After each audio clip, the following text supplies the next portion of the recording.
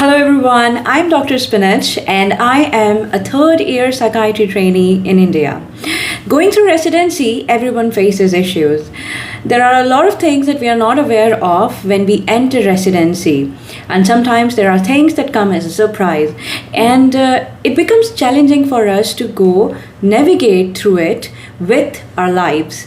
So I'm going to create small videos regarding how you can navigate this phase of your life. These videos may help you know that you're not alone.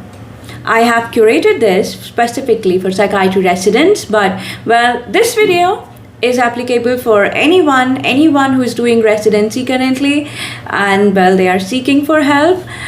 What is this video about? This video will help you gain insight into how you can navigate the first month of your residency when you are completely clueless. So in the beginning, when you will start your residency in any specialty, everything will be oblivious and you will be living in oblivion, and you will might as well be all over the place. And there are a lot of things that go on in your mind when you enter the first year of your residency. Because you're entering the first year with a lot of hope, and you are like, oh my God, you feel when you see the patients, when you see OPD, you see IPD, emergencies, you feel that, oh my God, there is so much to learn, and the information becomes overwhelming. You will be very excited to learn in the first few weeks. So, here are a few tips that you can use whenever you are in these particular settings. If you are in inpatient department setting, so here are a few things that you can do. The first thing is try to sit in the history of all the patients that are newly admitted behind your seniors.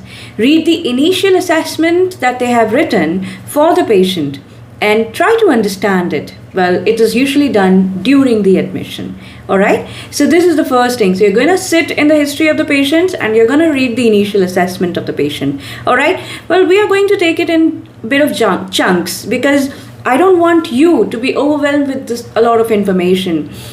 We just have to take slowly. And what are the important things as a first year resident who is just in the first month of your residency? This is a small chunk of information that will help you. Now the next thing, we move forward. Now, you have done this, but how to retain this information? This is not going to be retained, it's going to evaporate because, everything is new, and if you don't revise it, it's not going to be there for a long term. So the next thing that you do is you keep a notebook. A pocket notebook would be good, which you can keep in the pocket of your white coat, and write down the name, age, diagnosis, and provisional diagnosis and treatment of the patient, along with the doses and the duration of those doses. Now the next thing that you can do is now when you've done all of these things, there will be rounds, right? So your seniors are going to take the round, your consultants are going to take the round, so you have to be, it's important that you be attentive during the rounds. Sometimes due to emergencies, it may happen that you might be a little drowsy, you might not be able to pay attention, but rounds may not usually last long. But during the rounds, what you learn is of utmost importance, because that is when your consultants or your seniors are going to speak to your patients,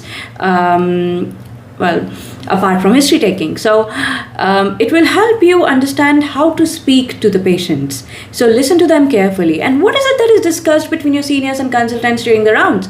What are they discussing? Just pay attention. You don't have to think, oh my God, I don't understand anything. You may not understand everything during your first month. You will be like, I've never heard about this drug. Oh, okay, so this is what we give in this. Why are we giving antidepressant in this patient? And then I know it's all overwhelming, but just listen. Don't take it to your heart, your mind that, oh my God, I don't know nothing. You will slowly get to know everything. So just listen to it. All right. So the fourth thing that you can do is, when you get some time, you can go by yourself to the patient and talk to them. This will help you understand how to build rapport with the patient, because you want a lot of information from the patient, especially when you are a psychiatry resident. Patients might be guarded, and you will become better at your communication skills as well. All right, so that is what we can do in the inpatient setting. Next, moving forward, now you are in the outpatients department, that is OPD setting. Now, remember, the difference between the OPD versus the IPD setting is the time duration. Like, we have less time to see a patient in the OPD versus the IPD setting. So we have to focus on a very targeted history. You can't, just ask a lot of things in the history. You need to only ask a few things that will help you reach a diagnosis, or at least differential diagnoses, in order for you to start the treatment, right? So how you can go about this? So there are two kinds of visits that are going to come in the outpatients department, that is OPD setting.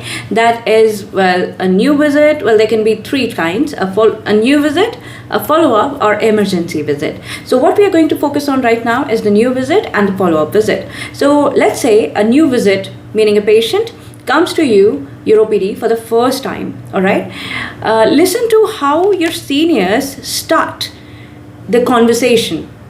Everyone has a different way of beginning the conversation. Some like to warm up by asking a few questions regarding socio-demography. This is how I also like to attend my new patients. So what you can ask is, in the new socio-demography, there are a few things. For example, where does the person live? What do they do?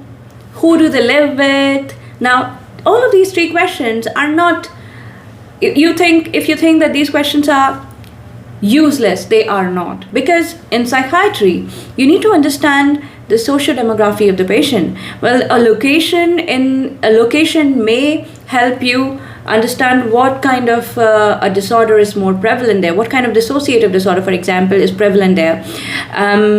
Epidemiology is important. Apart from that, who do they live with will help you understand what kind of support system do they have. What do they do for work will help you understand what kind of financial status of the patient is. Well, once you understand the living, financial status, support system of the patient, asking these warm-up questions actually help you also build rapport with the patient and the family members. So once you build the rapport, you actually get the trust from them. So once you are a trusted doctor, well, they will share the things that might help you focus later in the management. What are you going to do in the follow-up visits?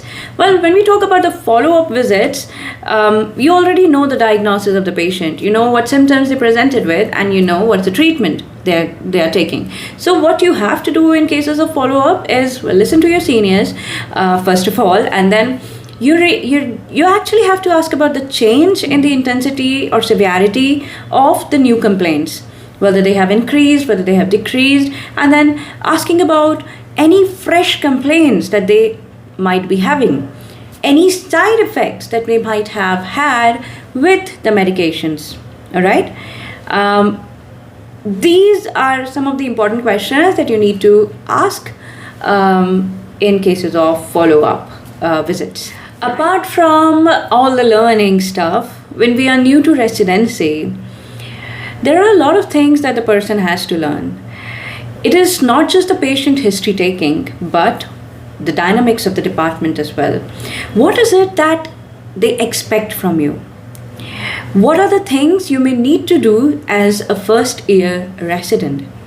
You may need to juggle between learning and patient-related work that is expected from you. And sometimes it all becomes very overwhelming. If you feel that you aren't able to juggle and require guidance, well, here are a few things that you can do. First, write things down. What are the things that are actually troubling you? Talk to someone you trust. That's the second thing. Vent things out. A strong support system is recommended. So, apart from that, Sometimes consulting a therapist for a professional guidance also helps. Because first years in residencies are usually tough. But once you get the hold of things, and how they function, navigation becomes easy. So it becomes automatic, and you're able to do things efficiently. So, but initially it's going to be tough because it's new. The subject is new, everything is new, place is new. So yeah, I hope this video was helpful for you. I'm going to make a few videos like these that will help you navigate through your residency. I will try to help you as much as I can. If there is anything that you would like to talk to me or ask me personally, you can definitely slide into my DMs. Now, in order for you to slide into my DMs, you will need to have my Instagram account and my email ID. I have 2 accounts, so this one is probably be posted in the other one, that is MD_psychiatry. That's a new account that I've started for psychiatry residents, and my main account is DR_SPINACH. So 2 underscores in Dr. Spinach and 1 underscore in MD Psychiatry. And well, share this with at least one of your of the resident that you know. I'm just making these videos in order to try to help people out there.